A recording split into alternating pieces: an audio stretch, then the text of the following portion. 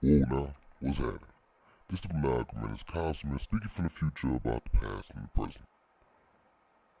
Hey, life ain't the same everywhere. Sometimes you need to adjust. Sometimes you don't want to. Sometimes you just gotta keep going. That's life though, man. Stay safe out there. Listen up and enjoy these words. You can follow me at Maniacal Menace on Instagram and maniacalmenace.com. That's MANIACALMENACE.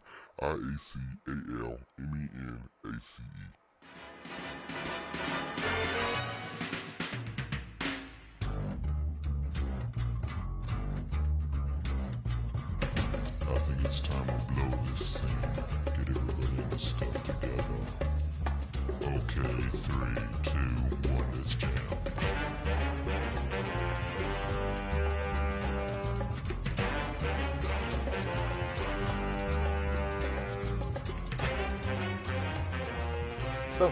What's up, what's up, what's up? God damn it. Welcome back to another edition of Tell Me a Joke, the guideline of chasing your dreams. I'm your host, the Maniacal Menace, Kyle Smith. It's like a pimp named Slick Black. Slick Black, say the whole thing. I am here today with a good friend of mine, straight from New Orleans.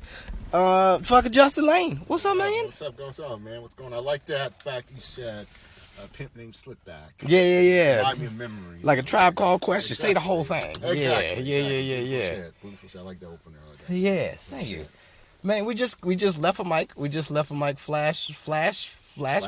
Yeah, flashback open mic. Flashback open mic, yeah. Which was that was nice to say that it's one of those sign-ups online. Yeah, it's one of those paid. One of those slotted, pay for play, which kind of sounds like code for weird, like sex, like we're gonna touch your butt when you get here. Exactly. Some shit like that. Exactly. But it was good. That was good. Right. Like, it was nice. Fun. It was like a very intimate room. Like it had 2 rows of chairs. Mm-hmm. 2 rows of chairs that had about five seats in each row. Pretty much. I thought it was gonna be like a 10-seater, little theater. Yeah, that was like Bert's back room. I mean, Bert's back room's not. It's kind of like that, but but bigger, wider. Yeah. And so I thought it'd be like that. But I went in, I was like, oh shit. I being out here, I dread those places. I dread those slotted signups, online signups and shit. Yeah, it just.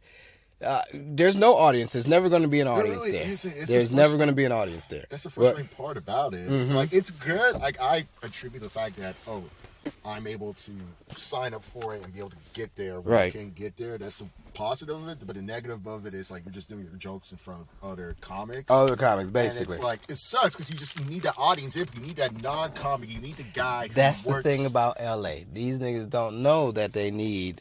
Let me see the keys that they need. What you call it? Oh, you got a call. No, I'm texting. Oh, okay. These motherfuckers don't know that they need an audience. Oh, yeah. They don't understand that. That's how you, as a comic, we operate. We operate off of the audience feedback, man. All right, it's nice to have these other comics here, it is, which is cool. But fuck all that, man. I need a genuine reaction from an audience because they don't know what these jokes about to be about. Exactly. I need that man who works a job as a banker and who's had a stressful day, telling families that their homes be foreclosed to come in to a bar, a pizza restaurant, a pizza bar restaurant, come in and sit down and say, I want to hear what a joke you got to say from me. Mm-hmm. And I'm be like, here you go, man. Here's some jokes. And they're all pro Bernie, so you get the fuck out. But, pro Bernie. Yeah, but it's very frustrating because it's like, it's good for one thing. Because I think I saw it. I don't know, are you part of that Black Comedians Facebook page? Yeah. Oh, yeah, that shit's fucking hilarious, that shit is. But yeah, it is. It's pretty good. I forgot what's the guy's name. I think you might know him. I forgot his name, but he said something about, like, how, to pay for play. Because, like, one of the people was starting that shit back in Inglewood. It's like, I want to check that one out, too, but I've been seeing the website. No one's signing up for it. So I'm like, you can definitely check that beforehand. Yeah. It's like, I don't know. Ain't nobody signing up for it. Ain't nobody going to be in that motherfucker. Yeah. And he even pointed out, like, this pay for play shit is not it's gonna have bad consequences and stuff. Especially in the outskirts. Oh, yeah. Like LA, you got everybody out in this area to go ahead and go to these mics. But like Inglewood and shit, that's down towards the bottom. Mm-hmm. Like you could have comics out there, but that's That's where everybody's like, oh man, you should go hit the outskirts because that's where if you want to get time in an audience and shit, that's where you would like to go. Yeah, like the only reason I was to check that one out because I was like, okay, I was working near there, like working in Culver City and stuff. Like one of the kids I'm with and stuff. Yeah. Oh shit. So good. Yeah, we good. And I was thinking about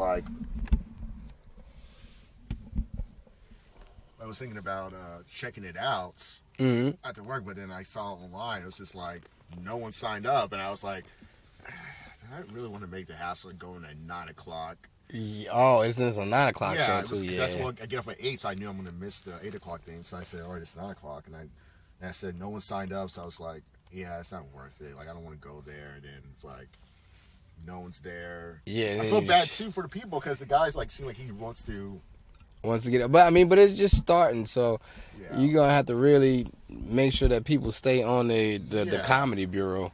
Yeah, that's the thing too. Like, it's, and like, the building looks nice and everything, and it show how the room looks. And I was like, oh, Yeah. shit, it's like a very nice. It was like an Apple store type room, basically. And it was just like, okay, this is nice, like all white walls. It's so strange though. It's like, why is that what y'all want to do? Why not find like a community bar that everybody goes to, or something that people regular, like that you get your regulars there and shit? Because these we got a theater, but what? Okay, you gonna put a show on eventually? Like, what are you gonna do? Exactly, you got to build a thing up first before you could do it. Like, I think the reason why some of these other places do much better is because they started off as like that place Fourth Wall, not the one off of Hollywood Boulevard. Like, it was actually originally a cafe. Yeah. And I remember that cafe because I used to go there a lot. Yeah. And they had an open mic there once in a while, and it became really popular that they just converted it to all week sign up for this open mic type thing. So because they were able to develop regulars and to develop people and everything, like, Yeah. And it's So what was your goals as you came out here? Like, what are you trying to achieve since you're out here? Honestly, man, just trying to do more comedy, Like, that's what I really want to do. Like, have you always wanted to do comedy? Was that your thing growing up? It kind of was for a while. Like, I remember as a kid, I used to watch like a lot of SNL, like the whole Sandberg. Hater. Andy Samberg. Andy Samberg. Yeah. Hater, Sudeikis. That's my era. That's my era SNL shit. And so I fucking loved all the Dick in the Box, like shit. Oh yeah, mine's Adam Sandler. I had the Adam Sandler, fucking Will Ferrell. Yeah, that was my era around that time, which was something else because the way Adam Sandler came out, he's putting out fucking the little prank calls and shit. And he did that? Yeah, he got a whole back then young Adam Sandler's got a whole tape of just him doing prank calls and yeah, I remember that now. Funny People did a show. I remember the scene he showed when he was younger and he was right. Okay, I know it was actual. Funny People, that movie there. Oh my god, that movie was just way too long and way too. It's not that. It's a dick way to go ahead and predict how a comedian is. It's not all of us are like that, Adam. Jesus Christ. He actually, even they make fun of him. They go hardcore on him, saying how he's pretty much like a sad, depressed comedian who hates his career. And it's right. You listen to commentary. Joe Apatow's asking him, "So Adam, what are you gonna do after this?" And he's like, "I'm probably gonna make one of these films you were making." Have you seen his stand up? Or is it good? No. I saw his earlier stand up. I've seen good, but I haven't seen this late. What he's doing now, I haven't seen it. Yeah, no, it's not. It's not good. It's real. It's outdated. Basically, it's just basically him how he used to be, real childish. It's like it doesn't resonate with what you're doing now. Just stick to these movies because these jokes ain't working. Right. Yeah, you make little silly songs and shit and still talking that little accent. Are you still doing that? Yeah. Oh Jesus, the man's near 50. The man's in his 50s. Yeah, exactly. Oh Jesus. Oh. Exactly. It was I watched a good chunk of it, but I couldn't watch all of it. Damn, that's impressive. It's like anticipating what Eddie Murphy's going to be like because I'm interested. Oh shit, have you seen Arsenio's? Oh god, how was it? I couldn't get past the first. Fuck. What was couldn't get past the first. What 20. was it? What was bad? It just it doesn't resonate with me. It's just all old corny shit. And it's like, well, I mean, it's him, I guess, but I don't think I've ever seen him do stand-up right. before. Because he stopped after when Arsenio Right, show happened. you can go ahead and interview people, Yeah. but your stand-up, he's trying to resonate with people. It seems like he wasn't prepared or something like that. It just, the organicness of what he was trying to bring just wasn't appealing to me, and it was very like mediocre and not funny at all. I mean, it's funny to the old motherfuckers that was in the crowd, but I couldn't deal with it. I couldn't deal with it at all. Because oh jeez, man. All right, I'm very interested in what Murphy's gonna be like. Hopefully, because he seemed like he's been for years. He just said, "I've been just writing shit and recording myself." Shit, he better come out. Well, I ain't gonna say he better, but it would be good if he came out and just talked about life, nigga. Talk about what happened to you. I think he's going to do that. I feel like he came out saying like, I know he said like, yeah, I watched Delirious recently. He said in the interview like, I watched Delirious recently. Yeah, I heard that. And he was like, I cringed on the shit I said. I was like, Jesus, I was just a fucking asshole and stuff. And then he come out and apologize and shit or something like that. Oh yeah, he said like, yo, don't like. I'm sorry for that shit I said, because it's like, and people got pissed at him. It was like, oh, he's bended. That's like, PC culture. Yeah, and he's like, I'm scared. Right, so I don't think he was for me, I don't think he was saying, oh, I regret making Delirious. I think he was saying he loved Delirious. He was saying, like, certain parts I kind of recognized that I felt that I was not being responsible enough at the time. And I mean, but he was young as fuck. Yeah, that too. Like, you can't really get on, like, he was like 22 or 21 years old, and it's like, well, you gotta be realistic, society the way it was. Hey, nobody knew this shit was gonna turn out like this. Yeah, like no one knew it was gonna be like I don't think no one even imagined. Like you and I, when we were in high school, we didn't think that gay people were gonna get married in the coming years, or the fact that gay guys gonna be running for president. Like you didn't think that shit was like literally we were just waiting for all this one nigga to get fucking in office, and that shit happened. You're like, okay, all right, maybe then okay. Then it's like, oh shit, damn, this progressed real fast. This is working, yeah, it is progressing. Yeah, but it didn't progress into a notion where everybody's like, oh well, this is too much now. Like we're seeing too much. We gotta shelter our kids. Yeah, it's like, well, shit. We're the generation that the last generation that really wasn't that sheltered, and we're doing a lot better than these fucking kids are doing now. I'm saying, dude, like, there's some of the kids I work with, like, for people listening, I work with autistic kids. And so, yeah, basically, like, some of the shit, like, parents tell me and stuff, it's like, oh, we want to make them feel protective, like, not let them know that you're the one for them. Like, I shout some of them, and it's like, oh, you can't really, that parents don't want you to talk to him or anything one-on-one. You got to be, like, kind of distant from him or her. Really? And it's like, but, they're going to reach the kids. Yeah. The other kids are going to find out eventually why I'm there for. They're going to kind of, kids are smart. Like, they'll start like, connecting the dots and be like, oh, I noticed that he always tends to be around him most of the time. And then, like, they're going to, and I think you need to be honest with your kid and tell your kid that, yo, you kind of have a different brain function than everyone else do. Right. And stuff. And this is why you have him around to help you so you can learn it. So when you get older, I kind of feel sometimes the parents are going about it the wrong way and shit and not really preparing them as you get older. Most of these kids nowadays are not prepared for like what the real world's gonna be like. And it seems like I would like to go ahead and like teach some kids like, oh man, it's not all fucking rainbows and lollipops out here once you get older. I'm thinking about I would like to give seminars and shit just to be like this is how life is supposed to be, or this is what you should do during life, and this is how like these are the years to actually live, like your 20s and like once you get into college or up to your 20s and your 30s, man, you should just fucking live life. Don't worry about getting married or settling down. And then your 30s, your 20s are just to go ahead and be like, yeah, this is what I want to do with the rest of my life. And then your 30s is where you hit it hard, and that's like that's your accomplished goal. That's your accomplished years right there. You just go ahead and tackle whatever you're trying to accomplish. And then around 40, that's when you should kind of just settle into your. Well, that's just how I'm looking at it. I think that's what's actually going on now, man. I think people are literally doing that right now. Like, people aren't having kids or getting married in their 20s or living life in their 20s. Then in their 30s it's early because your brain's not developed to the age of 25, depending on, women women to men, it's still your brain doesn't develop till you're 25. Like, so why would you try to start a family if you're not fully developed as an adult yet? It's like, might as well just live that life out. But people don't know that.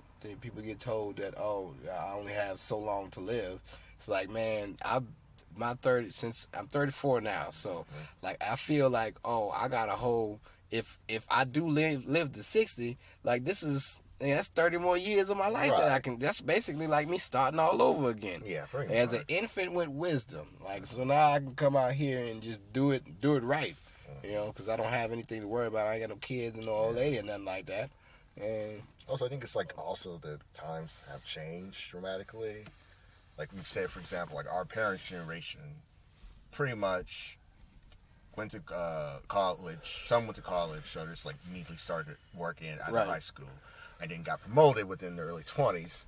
Then got married in their mid 20s. Then had like at least 4 kids in their late 20s. Right. And now it's like different for us, where we're like, because we kind of recognize like, oh shit, our parents were kind of stressed the fuck out. Stressed the fuck out. I remember my parents like being stressed the fuck out about all this shit, like finances, like bills, like trying to do this and that, trying to get the doctorate, like literally. And then I think about our generation is more like, oh wait, we want to have fun, but we also at the same time recognize responsibilities, but we also don't want to. We want to have fun at the end.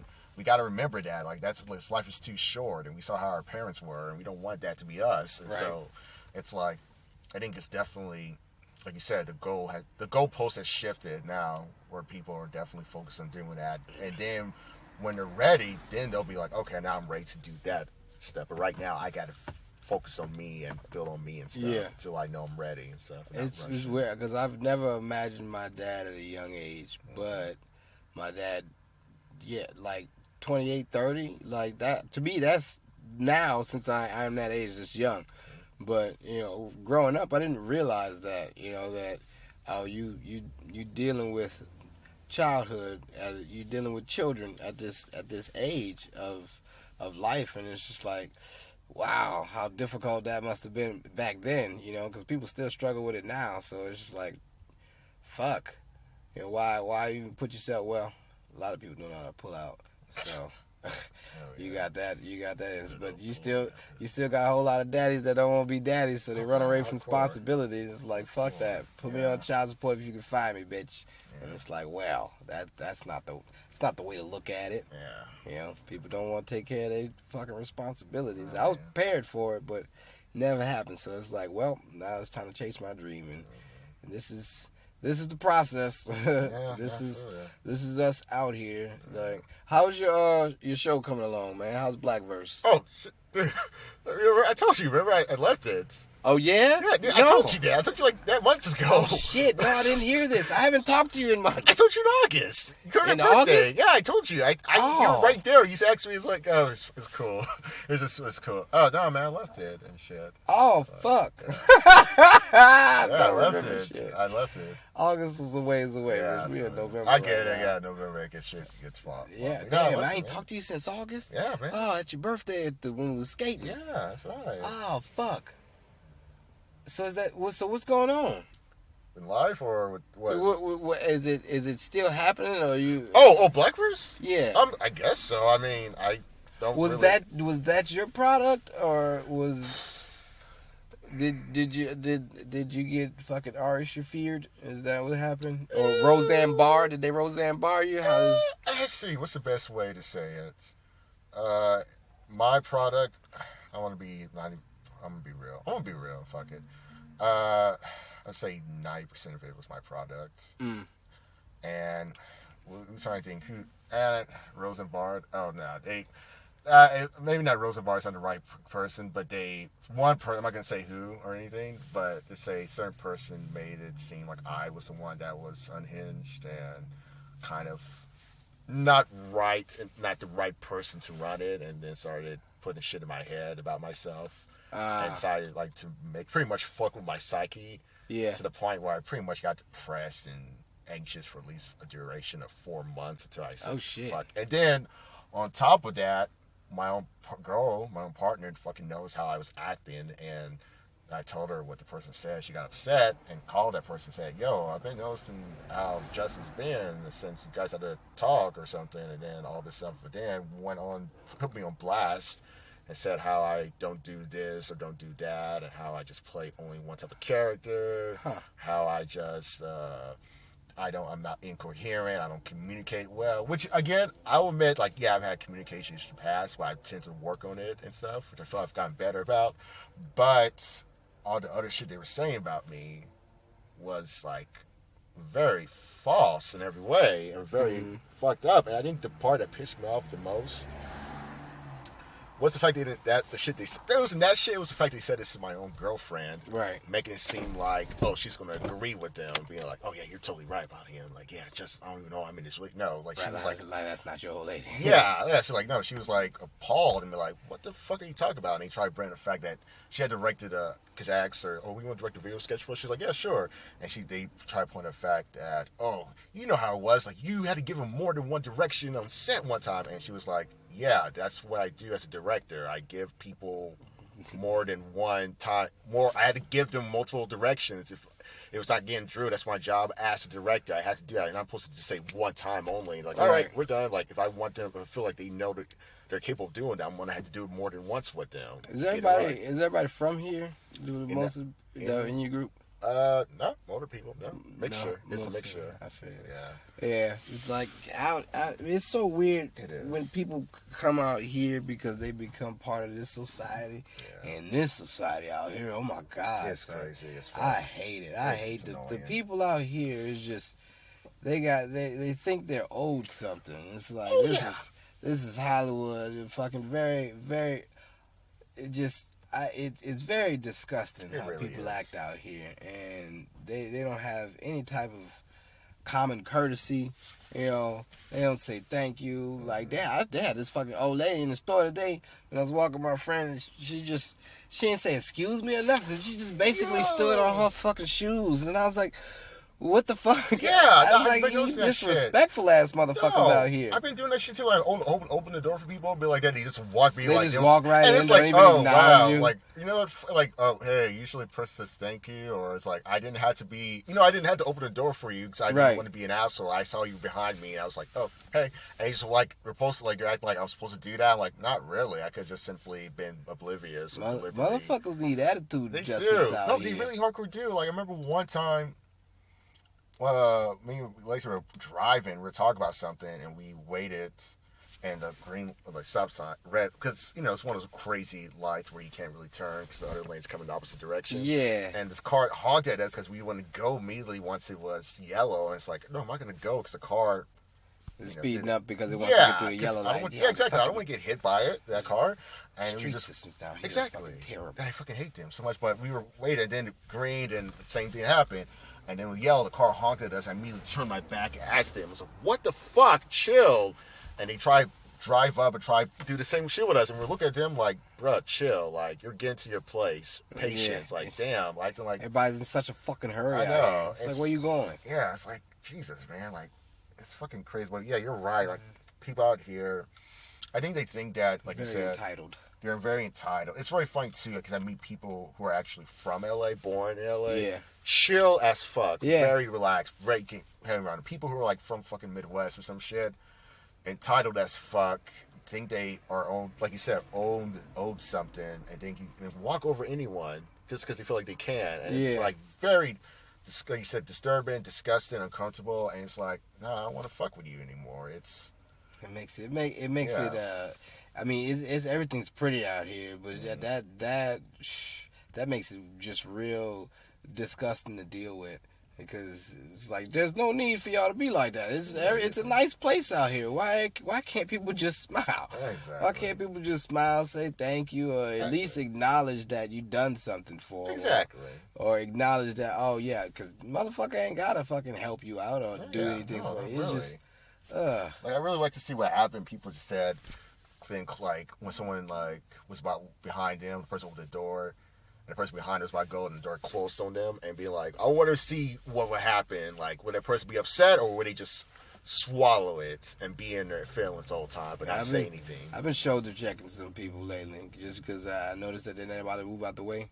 It's like, well, I mean, all right, we give you the shoulder and see what happens, and I want you to pop off. Yeah, they get shook. No, I've been like doing the same thing lately, where in the past I was always kind of like, like, excuse me, but now I've been like, excuse me, and they're like, oh, sorry about that, like to get out the way and stuff. And like you said, you had to like check them in a way and be like, yo, come on, you can't be, you got to get. I understand being in your own headspace. I get it, like I'm in my own headspace at times too, but I make sure that, oh, sorry, man, what were you saying? I'm not like deliberately like, I'm like, I make sure that the person is like, I'm not doing this on purpose. It's just like, no, sorry, I have a tendency to zone out. Like, I'm not bored or anything. It's just I was thinking about something. I apologize. What were you saying again? Versus someone who's like deliberately doing that and being like not paying attention. And stuff. Like, what the fuck? Get your face off the fucking phone and listen. Yeah, exactly. Yeah. It's people out here. But how long you been doing comedy for? 5 years, man. 5 years. 5 years. There you go. Get in. How was your upbringing? Upbringing was good, man. Good. Come from like one of those black middle class families. Oh, that's nice. Like not like the Huxtables or the Banks, but more kind of like Ice Cube. Yeah, I'm gonna go with Ice Cube. Ice Cube's middle. I think Ice Cube was more. Banks would be more of an upper class. Yeah. No, he was middle class growing up, right? Uncle Phil? No, Ice Cube. Phil? Ice Cube. Yeah. Banks? No, Ice Cube the rapper. Wait, who you said Banks though? I said Philip Banks. See, I did a poor job. I transitioned from fictional black characters to real black characters without recognizing that, oh shit, this is gonna confuse the wavelength. But nah, like comfortable black middle class family and shit. Dad's a doctor, mama's a business owner. Oh, okay. And shit. So come nice. from dad's from the 9th Ward. So your parents still together? Oh yeah. Oh, good. That's very rare. It's very rare when you meet people whose parents are still together. No, I'm kind of surprised myself that there are times they're still together because they get into arguments a lot. Of course. I mean, now I think it's chilled out because my sister and I are out the house, and the only thing they have there is like my sister's pet cats that's like adapted to them since my sister's in college, and so they've I think they pretty much chilled out now. That's terrible. And and I think they're like. I think last time I visited them, I don't remember them yelling at each other, arguing. Actually, the times I've visited them, I really haven't seen any of that shit happen. Like, I think one time, they really got an argument. I heard my mom call my dad a motherfucker. She cried. Nice. She cried. I saw her crying. Went in the room crying. I was like, I check on her. It's like, hey.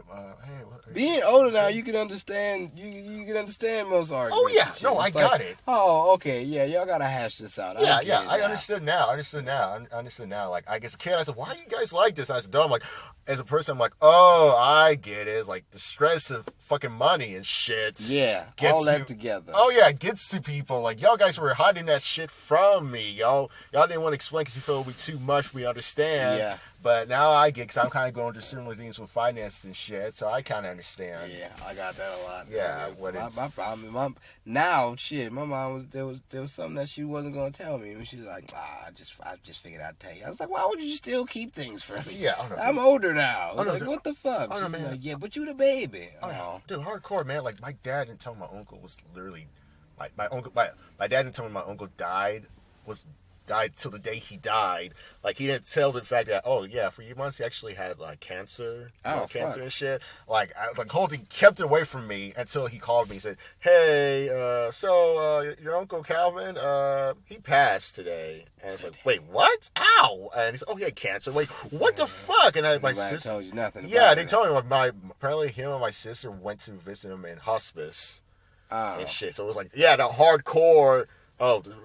Your family's the last. Yeah, that's you might want to come see him before because it's the last moments. Yeah, and it was like, oh fuck! And I called my sister and asked her, yo, how did you know about this? Did you know anything about this? She's like, no, I just learned this the same day you learned this. My dad just asked me to come along and stuff, and I was like, what the fuck? And I'm like worried now that if some shit happens to my mom or dad, I feel it's gonna be a thing where they're gonna keep it a secret, like. Have you know the show Curb Your Enthusiasm? Yes. This is okay. So this is, I forgot what episode was. This episode where Larry David's dad visits him, or I think he visits his dad, and he was like, "So how was the play?" It's like, "Oh, it was good, good." And he's like, "Okay, where's mom?" "Oh, so your mom died actually." I What said, the "Wait, fuck? what?" "Yeah, but she was feeling bad, but she didn't want you to know because she knew you were on your trip and stuff." I feel it's gonna be that situation where I'm just gonna call one day and be like, "Hey, mom, so where's dad?" And it's like, "Oh, he transitioned." "Wait, what do you mean?" Like, "Oh, He transitioned. he's not with us anymore." "Wait, what?" It's, "Oh, no, hey, he didn't want you to worry. He said that he knows that you're kind of busy right now." And it's like, what? No, what the fuck? Like, it's weird because this happened to a friend of mine where his mom had told him his dad was having surgery, a heart surgery. Yeah. And he got upset about that because it's like, you gotta tell me this shit. Like, I don't know I don't want to wake up. I don't want to learn that, you kept this big, major thing from me, and now I'm sad and depressed because my last conversation with you was, "Oh, hey, so I left something over at you guys' place last time I visited. Could you possibly send it to me if you could?" Like, I don't want that to be my last conversation. Like, oh, damn, like that's mean. That is terrible. That would be horrible. My cousin on her third baby, and I only knew that she was pregnant one time. Shit. Yeah, and that was for her first child. Oh, fuck. So you didn't know anything about the second kid? Not even the second. Damn, and then the third kid came around. I was like, "What? When did this baby? Wait, Right. No. the fuck is going on? How did you get another baby? I didn't even know you were pregnant. It was so weird." But that doesn't seem that. I figured that. I mean, we talk, but we're not as close as we used to be when we were younger. Right. But shit, fucking, you get older and you grow distance between people. Yeah. Oh, you definitely do. But, Real quick, are your parents still together or? no, well, I mean, me, my I got a stepmom. Oh, So that's right. yeah, my dad. I was raised by my dad when I was younger. Oh, what's up? So What's yeah, up? my mom was usually not in the picture as much, and then she started to come around, and now she's always there now. Nice. She just wants to be in my life, which is cool because she tries hard and she tries really hard. What's up, man? Yeah, she doesn't even need to try that hard. I'm very easy to please, Yeah. As long as she's there and not fucking up, we're all good. But my stepmom though, she's amazing. Nice. That side of the family, basically, she's like a second mom, and that makes life a lot easier because dealing with a step parents, you always see the movies and shit. Oh, it's yeah. like, oh, this is gonna be bad. This is gonna be this. Nah, it was really good. You can't really complain about it at all. Like, and yeah, they're still, my dad and my stepmom still together, which is a good thing. They go through their little stints, but I rarely saw any of that. I dealt with different things growing older as a child, and which kind of shaped me into this person I am now. What do you think your comedy derives from? Like, what type of comic do you consider yourself being? Try to figure. I think I try to keep like more like conversationalist type shit. Like, I'm not gonna try to say. I don't want to try to say a comedian, but I think more like someone who's like very observational. Yeah. Very, like, so I kind of noticed late, like, this shit happened, or so like something personal that happened to me. I try to make everyone relate to it. Like the joke I had about going to a Christian school, and being taught abstinence and. So more of a life-like experience. Yeah, pretty much. Yeah. I would say argue that, and also I think some.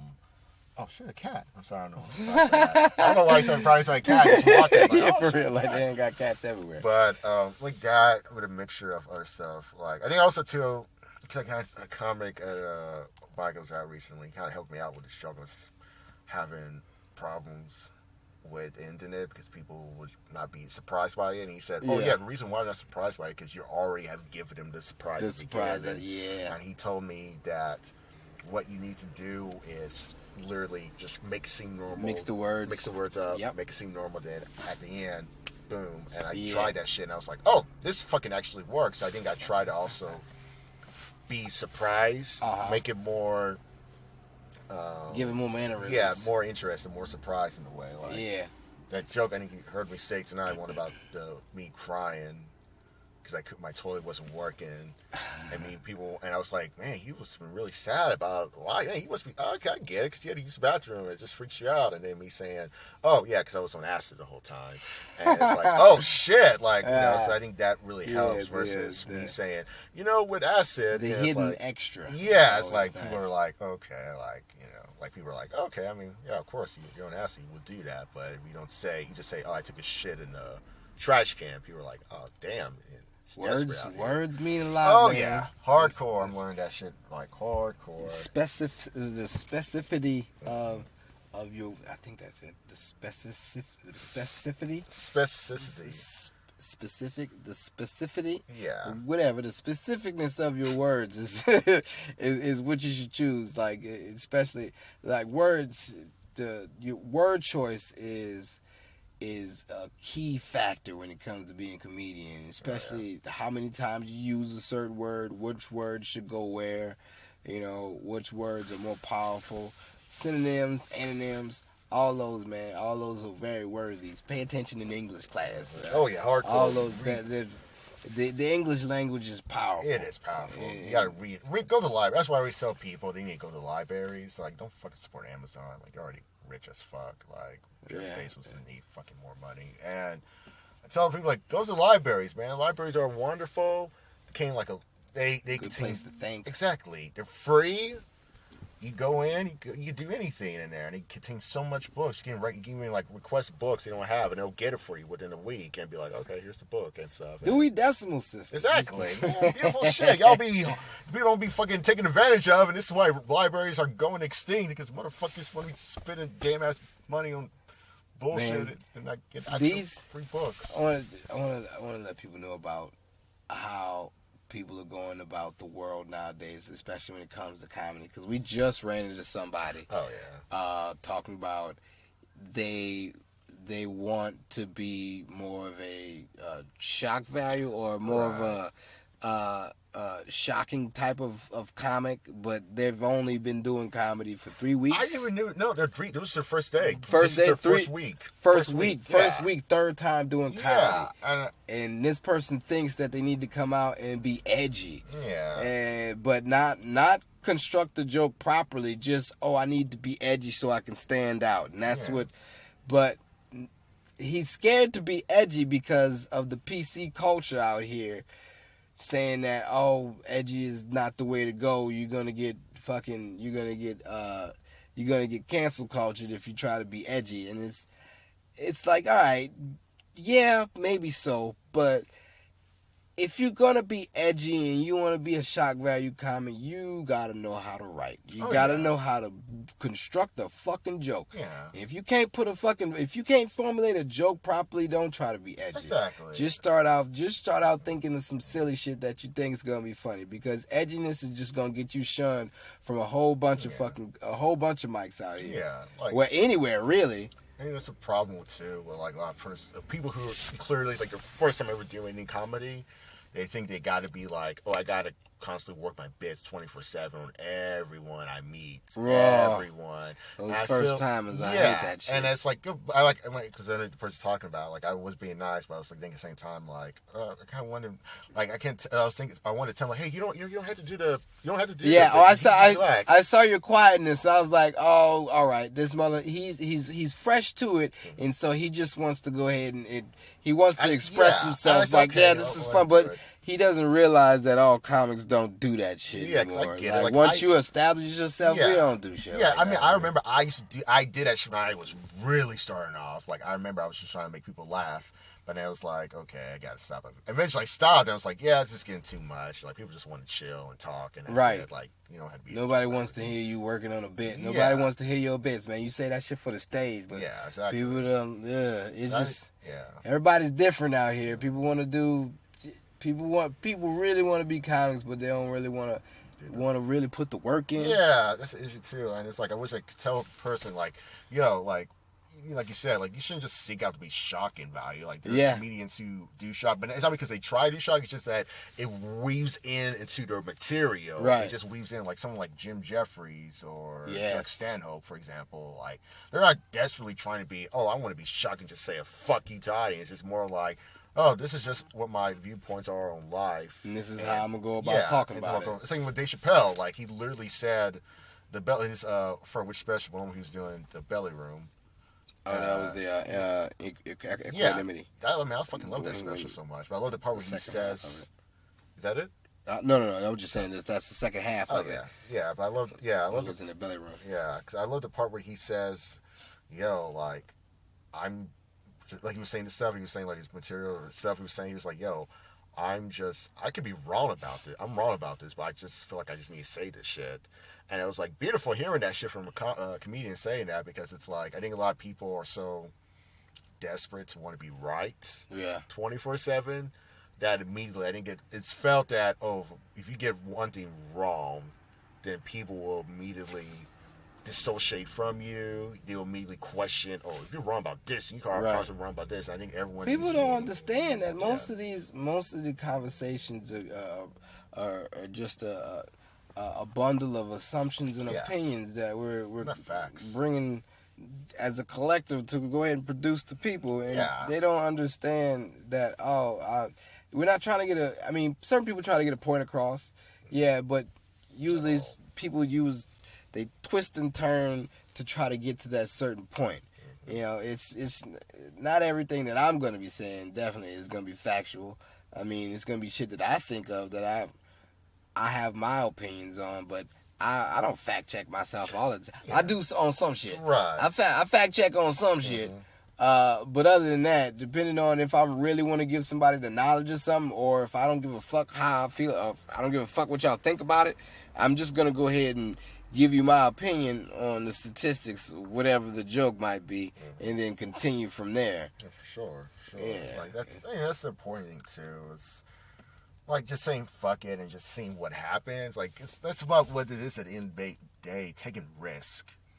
You know, like I'd rather be a comedian who takes risk in what I'm doing instead of being like motherfuckers get afraid, scared, and being like, and then I'm like, well, am I actually growing if I'm just doing the same safe shit? Like, I gotta take that's risks. perfect. I gotta take risks. That makes this perfect perfect conversation to set this up, because they got a lot of old head comics out here that are still sticking to the same fucking jokes. And it's annoying as fuck. Yeah, oh my god, it's like they want to blame the audience so much, or this PC culture thing, and it's like, dude, no. It's like a friend of mine in our community, he pointed out to me, he was like, I don't necessarily think it was PC culture that the comedians hate. It's just that the audience are starting to get more smarter, and they just want the comedians to be like, yo, we know you're funny. We just believe you can have better material. Like, you want to, not just this whole hackney shit. They just want better material. But I think we saw a lot of old heads are pissed off because, like, they didn't grow with the audience. The audience... What I'm hating about these old heads is that they ain't changed their jokes since fucking from 12 years ago. Hardcore. They still using their same old fucking mediocre sets and shit. And it's like, nigga, that shit is like 12 years old, son. You're going to have to at least hop into the water again, because right now you just too comfortable with these same old jokes. Like, I get so disappointed in that. Like, hearing, like, I've heard these jokes already, and it's like they're not even funny anymore. They're not really, because the references are outdated. No one knows what outdated. It is. Like, that's like, if you made like some 48 Hours mystery reference as your joke, and it's, it killed back in 1995, you're like, it's like, that's a 1995. motherfucker that got comfortable, and you don't want to write no more. You stop writing. You stop being a comedian just to go ahead and recite some shit. That's all you're doing. You just reciting some shit now. You're not here for the audience. You just here to go ahead and try to make a check off of some old shit that you're saying. And I fucking hate that shit. And it's like, man, move on, son. Like, put it on some vinyl and get it on something else if you're afraid to let it go. Record that shit. If you're afraid to let it go, put it on something and move on. Start working on some other shit, because these up and coming comedians out here just think that, as long as I got this, I got a good solid 30 that I'm gonna just stick with this forever and run that everywhere. It's like, nah, man, you need to keep on writing. Like I go places out here and they're like, yeah, you gonna use the same set? I noticed that out here, if I get booked on a certain show, especially for people that haven't seen me, out here is the spot that you should do that. To where if you got you a tight 5, tight 10, go ahead and take that everywhere. Because there's so many people out here, not everybody's seen you. Yeah. So keep going with that. But if you just out here fucking going to these certain mics and open mics and shit and just running with the same ass jokes and you ain't practicing nothing new, what the fuck you going to these open mics for exactly. then? Like, I try desperately, desperately, fuck it, to write down new material. Even if it's like a word or even like, 2 words, I try to write it down because it's like, because I feel for myself that, like you said, I stick to the 5 minutes because I've been doing these jokes for almost like at least a month now, like at least 2 months at best. And it's like I'm going to a different mic each time, so no one knows who I am or what the jokes are, so it works. But at the same time, I also tell myself too, like, well, I'm going to get tired of doing these jokes after a while. Yeah. And I really want to do something new. So it's best I should write anything down and just try to figure out, okay, how can I make this manipulate it? Yeah, manipulate. How can this go to here? And Yeah, yeah. I've been since I've been out, I've been having to take a step back and then like come back and peer into my jokes because I didn't know where the shit was going. I got really frustrated being out here because it wasn't. I didn't expect it to be easy, but I didn't expect it to be dumb like this. I expected it to be at least this is the comedy mecca. Like I expected I could go out. I'm always gonna relate this back to New Orleans just because that's how I want. That's how I was raised in comedy. That's how I think comedy should be. Like it was that like a friendship. Everybody helps everybody. Out here, people just disperse once shit is over and they don't talk to people. It's so weird because like I go up to people and they're like, man, thanks for reaching out, dude. Not everybody reaches out. Not everybody likes to hang out and shit. I'm like, I don't know why. Yeah, it's like they're just parasites out here. They just come to leech off of what's good and then go back and try to take that for their own and Carlos Mencia that shit. Oh yeah, that's the same. Like I try to like vibe with the people like you for example. Like I try to like vibe with people who I vibe with hardcore and be like, oh no, I really like what he had done. I really like what she had done or they had done. And like go with them, and I definitely like have avoided the people who I can tell immediately. Like I remember when I was running the Blackverse show and so I forgot how the conversation started. There was this one guy I was talking to, and we were talking about stuff, and he was talking about how he runs his thing, and I forgot how it transpired to it, but then he was talking about like trying to help us out and saying stuff, and he was saying something about the money. And he was like, I made a face, and I guess he died mad, like, oh, yeah, you talk about, I saw you make that face about the money thing. I was like, looking back, I was like, no, I was just like, I'm not really in this for the money. I mean, I want to be successful, but I'm in this because I actually genuinely like comedy. Right. I love the fact that it can make people laugh and everything. Like, fuck this whole, like, trying to, I'm just doing this for the money ain't coming thing. right now. Yeah, I'm like, not worried about I'm not that. worried about money. Like, I'm just worried about the fact that I want to continue to get better at this and continue to, like, grow in this and mature in this. Like this money, like I think that's one thing a lot of people, I think you said about old heads too, is like they want us to become very, very, very, very rich. They end up becoming like, oh, I really, because if you think about comedy, it's kind of like a working class type art form. Like all the comedians we know, or people like all of them have working class jobs, not like the fancy, oh, I work at this law firm or anything. It's more like, oh, I work. Very, very, very, very, very sprinkled throughout. You got some lawyers and some doctors that are actually in our generation that are actually doing it. Well, that I know of. Really? Everybody else is just I only know a few people that are actual lawyers and maybe one doctor, but everybody else is bar backing, fucking just scraping the bottom. To come out and you live that dream, and out here if you're gonna bar back, bitch, you're gonna bar back at more than one place. Cause people I know that bar back out here, it is something else. Cause they need people out here got buku jobs, right? Way too many jobs for me to be like, nah, I don't want one job is good enough for me. It's not good for everybody out here though, especially if your job doesn't make enough. Out here it's very expensive to live and it fucking sucks. That you pay so much to live out here for so little. You do. Like certain places, motherfuckers just got like, it's not even big enough for the people that they have in there, and then parking is a motherfucker. It's like, what do we? It's just a lot to think about as you're out here. Yeah, no, I think about that shit every day. Like,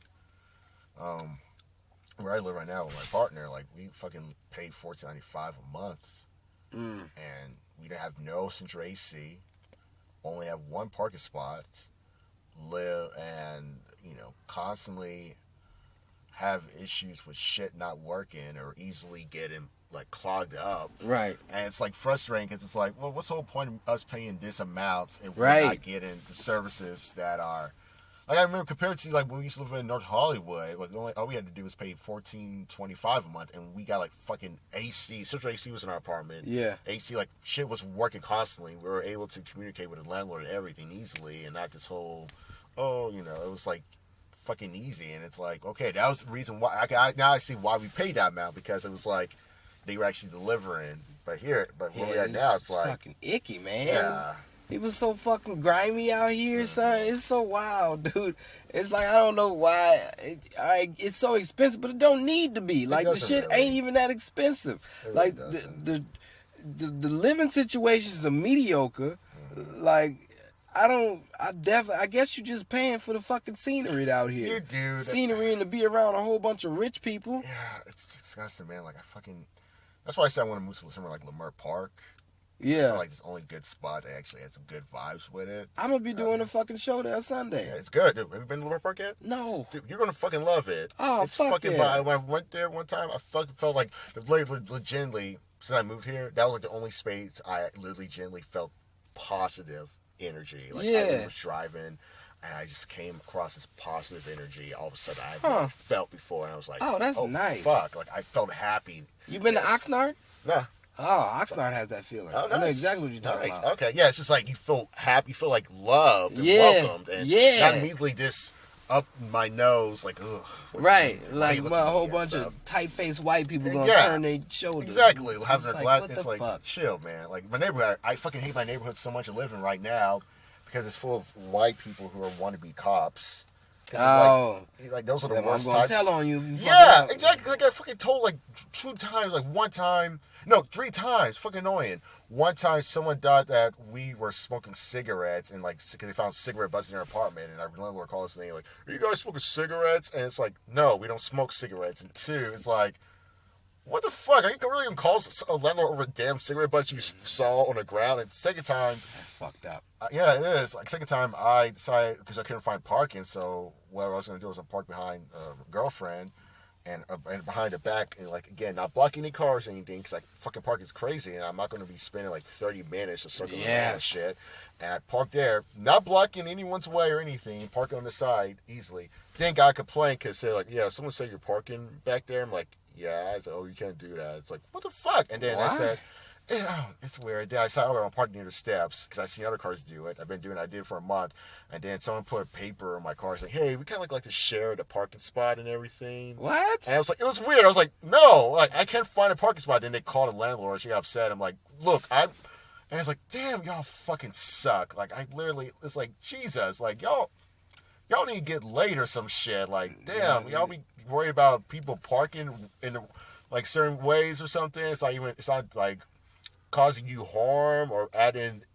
I can't stand people out here. So Really it'd be wait. Somebody put some letters on my shit. What? Yeah, What did because they do? these motherfuckers decided they wanted to put a cone. So they can go ahead and save their spot. But I'm like, nah, nigga, there ain't no save spots out here. Nah, fuck that. You fuck get it that how shit. you live. So I rolled over that fucking cone. I ain't rolled over it. I just rolled right next to the side of it, and I parked my car. And I came back the next morning, and they had like 2 papers on my shit. If you don't move it, we gonna tow it. Oh, God. Like, man, get the fuck out of that here. shit. No. Took their trash and threw it on their lawn. Yeah, no, I feel like my girlfriend. She got the same shit too, because she accidentally like parked like kind of like close, like too close to the other parking spot. Right. So they couldn't get the door out, and 2 people like put 2 sheets, and you could tell it's 2 white people did that shit. Because it's like, one's like, hey, as you know, it's hard to live in LA. Like, if you want, we could talk about how we can. Like, talk about what? Like, it's just a damn ass parking spot. It's like, a fucking parking and someone spot. else got pissy about her. So, I mean, I hope because it sounded like she had to go somewhere. I hope that fucking meeting wherever you had at that place went horrible, and like, chill, motherfucker, chill. Like, you got your parking spot, okay? You had to, I get it. It's annoying. Wow. Sometimes you have to open your door fully, and you had to crawl that shit, but You live, you breathe, you walked. Live on with your life. Don't fucking write a long ass paper. Wild. Boy, people so entitled. Exactly, They it's be fucking saying entitlement shit. They say things and they don't really expect that somebody gonna do shit. Exactly. To them. And then what happened when they want you step up against them? They immediately they get. They get real. They so pussy out here. And it's like, yeah, that's right. You want to act all hard and shit, but immediately when I turn my back around or turn against you, immediately you want to be all like quiet and shit and not want to say shit. Like it's beautiful to see when they want to say shit and you get up and be like, oh no, I'm the wrong motherfucker you want to fuck with, and then immediately they get all quiet and they don't know how to, because all their life they've been able to get away with that shit and stuff, but immediately when people in there, people in LA are like that snake in the henchman. It really is. The snakes that belong to a certain type of gang member, the one that's always sucking ass. Oh yeah. Next to the boss that's but don't really know how to fight. Oh yeah, hardcore. Talk some heavy shit, but then cower in the corner. Oh yeah. Oh, I hate the fuck out of it. Hardcore. I fucking hate it too. Like it's fucking annoying. It's depressing, disturbing, and it's just like. Y'all fucking, I can tell y'all never been around, like, any other black person or any other non-white person before in your life.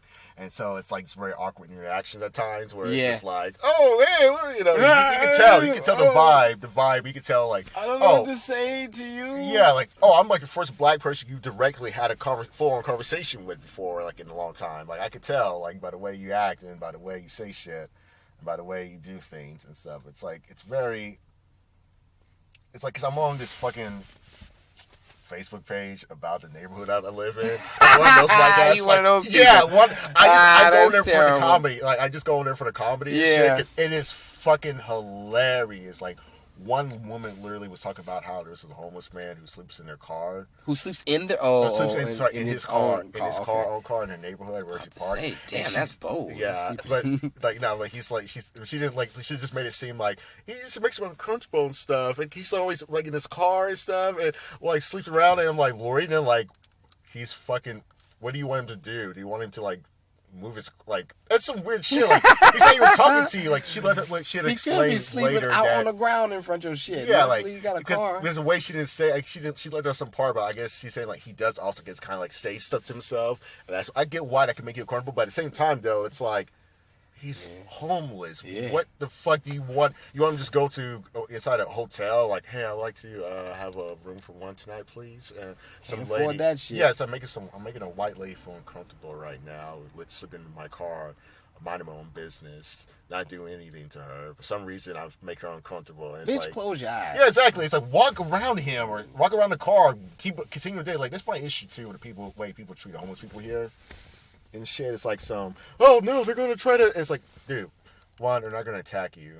Two, they have their own shit they're dealing with. Three, it's only if you try and do some shit with them, then they're probably gonna do some shit with you. If you're trying to do some shit with them, I haven't seen any homeless attacks. No, me either. Because I fucking mind my own business, and they say some shit like, oh hey, I'll say hey back to them, like, oh hey, what's up, and I said. Or anything, or they ask for money, I'll be like, yo, man, I'm so sorry, I don't have any and stuff. And they'll be chill about it. They won't be like, oh, fuck you, man, fuck you. And it's like you said, like the Facebook group is like literally, the Facebook group I'm on, it's like literally no self-awareness whatsoever. It's a bunch of rich, quote unquote, progressive white folks who talk about like the most minor shit possible, and get upset about like fucking like. Oh, like one time someone got pissed off because of a fucking. Oh no, this fucking story. Okay, so there was this pretty much this alt-right troll in my neighborhood I was living in, and he tried to fuck with me, but I was looking at him like, buddy, you ain't the first white guy to say this shit to me. Like, you trying say it over Facebook. Yeah, exactly. If like, I see you in the street, I'm gonna walk on the other side. Like he was trying to say shit with me. Like he had these shirts about all these like offensive, racist, homophobic sex shit, and I was like looking at him like, okay, like. What is everybody everybody else in the? Oh yeah, they were afraid. Say? They were afraid. Like, oh, like he says this shit. I'm like looking at him like, yeah. I can tell you never really dealt with this breed of white folks before. Like I've dealt with this, so I'm not surprised by it. Honestly, I'm not gonna be like mystified or shocked or anything. It's like. Like he literally tried to say some shit to me one time over the street, like smiling at me, saying some shit, and I couldn't hear it because I like earwax built. So I was like, oh, you've met this person in person? yeah, I walked past him by him. We went to multiple times. He doesn't live there anymore, but he was like a Trump supporter, alt-right troll who like, because I live like in a neighborhood where one of the Church of Scientology buildings is, and he literally was trying to fuck with them and stuff. But he he tried to say some shit to me too one time. I just simply like, okay, like kept walking, and that's it. Like, because it's like, again, it's like, yo, man, you ain't the first white guy to say this shit to me, nor will you be the last. So don't think you're original and shit. Like, I've heard nigger before and stuff. I've heard that word be thrown at me. Yeah, I'm gonna need people to be more creative if you're gonna. Yeah, you need to do some shit like even I would be caught off guard by. I'm like, wait, what? Yeah. Like, oh, that's a good one. Oh sir. shit, you got me there, man. You went through the history books and got that shit out there. You did research. So I remember when I first moved out here, they had these meth bitches in this van. That was like nigger, and I was like, that's it. That's all you got. Yeah. I hope you. And I laid into their ass, and and they weren't prepared for that. Oh, yeah, I gave them a nice tongue lashing, and they tried to fucking speed up and then and drive off, and they rolled up the windows and shit. The bitch that was sitting in the front seat, she fucking leaned her chair back. She's like, I don't want no more of this. Exactly, because they was like, no, come get the rest of these words, ho. For real, because they be thinking they could do that shit and be like, when they be surprised that, oh shit, they could. Oh, they bite back. Like, yeah, you motherfucker. I don't know where you're from, but Jesus, you're running off at the mouth. Yeah, I think I told you this before, but I almost slapped somebody in the movie theater. Oh yeah, you gotta be that one time. You gotta turn your head at them, and you gotta be like, what the fuck? What are you trying to do? And you gotta ruin your day, motherfucker. Yeah, again, I try to be like meditative and peaceful and shit, and be like, all right, I'm not gonna be. Yeah, like, at one point I was like, yeah, all right, I'm gonna calm down, being out here saying something at a new place. But then, like, it's a bit much. It's a bit much. Everybody out here is just a bit much. And I'm really like, is. nah, fuck that. Yeah. Y'all need to know. Y'all need to know that this what y'all do is not cool. Yeah, it's not cool, and I'll check the fuck out of you. No, it's not. It really isn't. Like, you got it. Like you said, you got it. You really, I think it's healthy to check people too. It really is healthy because it lets the person, they need to be checked and be like, and immediately you see like, okay, it's bringing them down. Like, I remember one of the kids, I teach. Like, he had one time English. He was upset about something. He's like, again, like one little white boy. Like, his mom's like half black, but he's like, you can tell he has some black in him. He looks more whitish in a way. And he, like I'm saying, he punched me in the lip. Oh, snap. And for a second, I gave him that look. I looked at him like, and immediately he like, I could tell he immediately realized, oh, okay, I'll stop. I'll stop. Like, yeah, you better be glad I fucking am chill right now. And stuff. I would be, and lucky the fact that mattered that this job and laws prevent me from doing anything physically and shit. Yeah. And stuff, because he saw me immediately how the way I looked at him and stuff, and he saw like, okay, all right, this day and age, man, these kids. Like, well, you deal with a different breed of children. Yeah. But this day and age, these kids are something else, and they just popping off at adults and shit like they thinking they can. Like, it's still not an adult you're dealing with. Yeah. Like some adults you can't do that shit with. Can't really tell, but other adults will be looking at you like, what? And then they immediately get afraid and it's like, oh no, yeah, you didn't know about this. Me existing. I've had so many years of being strong on this earth. Okay, I hope you've ate your Wheaties, little boy. Exactly. Like it's a fucking joke, honestly, man. Like it is something else. Yeah. Well, all right.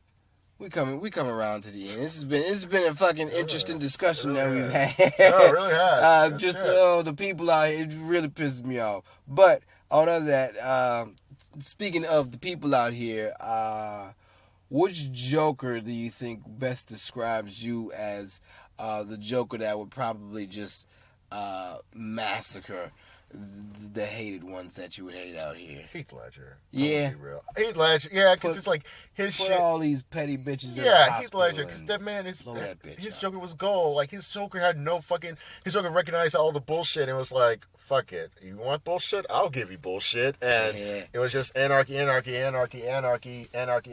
was just all no reason for it. But he was like, "Fuck it. Y'all started this bullshit. I'm just gonna continue. I'm gonna help you amplify it." Like I remember when he got pissed off because literally Michael J. White's character was like, let's put a bounty on his head. And he's like, all right, you want to do this bullshit? I'm going to do this bullshit with you.